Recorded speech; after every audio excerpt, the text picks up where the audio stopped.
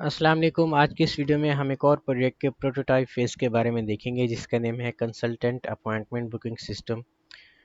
तो इसमें हमें बेसिक सी रिक्वायरमेंट दी हुई है टीचर ने। अगर आपने टास्क 1 और टास्क 2 किया है तो ये सिंपल इंसर्ट ऑपरेशन ही यहाँ पे आपने परफॉर्म करवाना है। जिस तरह वहाँ पे हमने आपको एक टास्क दिया था कि आपने ये चीज़ें और ये कॉलम बनाने हैं, बिल्कुल इसी तरह ही टीचर ने यहाँ पे आपको एक टास्क दिया हुआ है कि ये चीज़ करनी है। करना क्या है, आपने एक एम्प्लॉयज़ की टेबल बनानी है जिसमें एम्प्लॉय की आईडी लेनी है, उसका नेम लेना है, एम्प्लॉय का एड्रेस, उसकी डेजिग्नेशन और सैलरी वगैरह लेनी है। पीएचपी का एक फॉर्म क्रिएट करवाना है जिसमें से डेटा आपने लेना है और इसी टेबल के अंदर सेव करवाना है। अपडेट भी करवाना है, सर्च भी करवाना है, डिलीट भी करवाना है आपने। इसके बाद आपका जो इंटरफेस होना चाहिए वो कुछ इस तरह का इंटरफेस होना चाहिए। तो इस चीज़ को हम डिस्कस करते हैं। हमने 2 बच्चों के लिए प्रोजेक्ट बनाया हुआ है, तो बारी बारी हम इस प्रोजेक्ट को डिस्कस करते हैं। हमने आपको ज़िप फाइल दी होगी, कुछ जो ज़िप फाइल होगी वो आपकी अपना इस तरीके से होगी, कुछ ज़िप फाइल जिस तरह ये आपके पास है।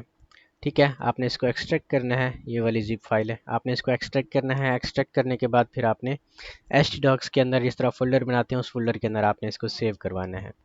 ठीक है, हमने 2 बच्चों के लिए यहाँ पे बनाया हुआ है, तो बारी बारी हम दोनों बच्चों का डिस्कस करते हैं। यहाँ पे आपने जैम सर्वर को ओपन करना है। सबसे पहले जब आप जैम सर्वर को ओपन करेंगे तो अपाचे और माई को स्टार्ट करेंगे और यहाँ पे वही फोल्डर का आपने पाथ देना है, जैसे कि ये प्रोटोटाइप्स और यहाँ पे हमने लिखा था अपना कैब्स मैंने पहले KH।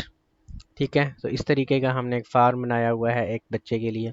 यहाँ पे आपने एम्प्लॉय की आईडी, एम्प्लॉय का नेम, एम्प्लॉय का एड्रेस, उसकी डेजिग्नेशन, उसकी जो सैलरी है वो यहाँ पे सेव करवानी है। जब आप सेव करवाएंगे तो आपका जो रिकॉर्ड है वो यहाँ पे सेव हो जाएगा। आप चाहते हैं कि आप इसको सर्च करवाएं, तो यहाँ पे 34 हमने सर्च करवाना है, तो 34 अभी हमने रिकॉर्ड ऐड किया था, तो यहाँ पे आपका ये रिकॉर्ड यहाँ पे आ जाएगा। उसकी डेजिग्नेशन भी आ जाएगी। अगर आप अपडेट करना चाहेंगे तो ये, अगर इसकी आपने नासिर को नासिर अब्बास करना है, अपडेट पे क्लिक करेंगे तो ये आपका अपडेट भी हो जाएगा। अब की बार हम 34 पे जाते हैं, सर्च करते हैं, तो ये नासिर अब्बास आपके पास आ गया। इसी तरह आप इसको डिलीट भी करवा सकती हैं। ये सारी चीज़ें आपकी कैसे हो रही हैं, इसमें 2 हमने पेजेस बनाए हुए हैं। एक तो आपका ये फंक्शन का पेज है, एक आपका इंडेक्स डॉट HTML का पेज है, इंडेक्स डॉट PHP का पेज है। एम्प्लॉय के अंदर आपका डेटाबेस स्कीमा पड़ा हुआ है, आपने यही फाइल को इंपोर्ट करवाना है सबसे पहले। ठीक है, तो हम जो सबसे पहले ये फाइल यहाँ पे देख लेते हैं। आपकी जो इंडेक्स डॉट PHP की फ़ाइल है उसमें हमने एक फार्म बनाया हुआ है, ठीक है, जिसमें एम्प्लॉय का फार्म है।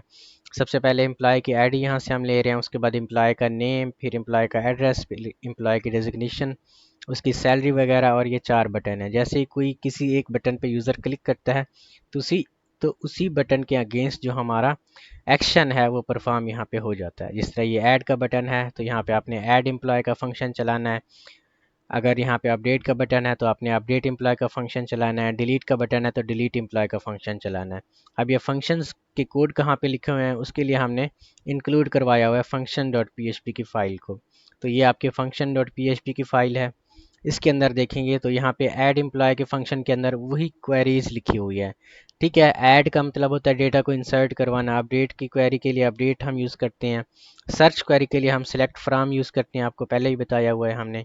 और यहाँ पे डिलीट की क्वेरी के लिए डिलीट फ्रॉम, और वहाँ पे एम्प्लॉय की आईडी कौन सी है। ठीक है, ये चीज़ यहाँ पे आ गई। दूसरे बच्चे के लिए भी हमने यही प्रोजेक्ट बनाया हुआ है, तो यहाँ पे ये है उसका फार्म।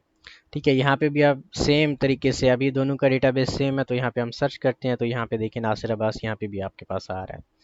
ठीक है, फ़र्क क्या है दोनों में, फंक्शनैलिटी दोनों की सेम है। फ़र्क ये है कि हमने इसको अलग फाइल्स के अंदर बनाया हुआ है, जबकि दूसरे बच्चे के लिए हमने जस्ट एक फ़ाइल ही बनाई हुई है, इंडेक्स डॉट PHP की फ़ाइल। सबसे पहले हम डेटाबेस का यहाँ पे सर्वर के साथ कनेक्शन करवा रहे हैं, फिर यहाँ पे हम पोस्ट मेथड ले रहे हैं। यहाँ पे भी हम क्या करवा रहे हैं, हर एक एक्शन को परफॉर्म करवा रहे हैं। जैसे कोई ऐड का बटन है तो वहाँ पे इनसाइट की क्वेरी चलती है। अपडेट का बटन है, वहाँ पे आपकी अपडेट की क्वेरी चलती है। सर्च का बटन है तो सर्च की क्वेरी चलती है। अगर डिलीट का बटन है तो डिलीट की क्वेरी लगती है। ठीक है, दोनों में फ़र्क क्या है, दोनों में फ़र्क यही है कि एक पेज के अंदर हमने, या फिर एक प्रोजेक्ट के अंदर हमने डिफरेंट पेजेस बनाए हुए हैं। जैसे फंक्शंस डॉट PHP का पेज बनाया हुआ है, अलहदा से हमने अपना इंसर्ट, अपडेट या क्वेरीज की जो भी आपकी अपना क्वेरीज बनती हैं, एसक्यूएल क्वेरीज, उनको अलग से हमने एक फ़ाइल के अंदर सेव कराया हुआ है। जबकि दूसरे प्रोजेक्ट के अंदर हमने एक ही फ़ाइल के अंदर सारे के सारे टास्क परफॉर्म करवाए हुए हैं। ठीक है, बाकी इसमें अगर कोई चीज़ समझ नहीं आती तो आप हमसे व्हाट्सएप पे कांटेक्ट कर सकती हैं।